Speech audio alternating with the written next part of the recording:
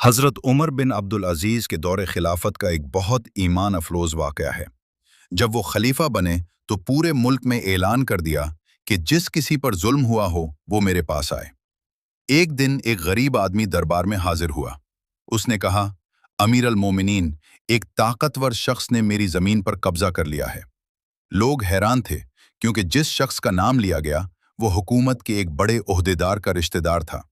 सबको लगा कि शायद खलीफा खामोश रहेंगे, मगर हजरत उमर बिन अब्दुल अजीज रहमतुल्लाह अलैह ने फौरन इस ताकतवर शख्स को बुलाया। तहकीक के बाद मालूम हुआ कि वाकई जमीन नाजायज तरीके से ली गई थी। हजरत उमर बिन अब्दुल अजीज रहमतुल्लाह अलैह ने बगैर किसी डर के हुक्म दिया, जमीन फौरन इस गरीब आदमी को वापस की जाए। फिर फरमाया, अल्लाह के नज़दीक एक गरीब का हक भी इतना ही अहम है जितना एक अमीर का। कहते हैं इस फैसले के बाद वो गरीब आदमी रोते हुए कहने लगा, आज मुझे महसूस हुआ कि इंसाफ अभी जिंदा है।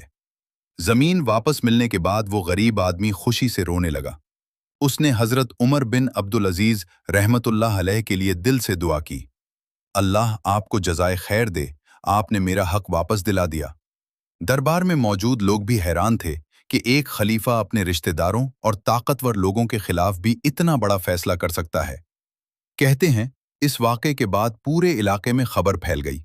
जिन लोगों ने दूसरों के हुकूक दबा रखे थे वो डर गए। बहुत से लोग खुद ही गरीबों की जमीनें और अमानतें वापस करने लगे। आहिस्ता आहिस्ता हजरत उमर बिन अब्दुल अजीज रहमतुल्लाह अलैह के इंसाफ की वजह से पूरे मुआशरे में अमन फैलने लगा।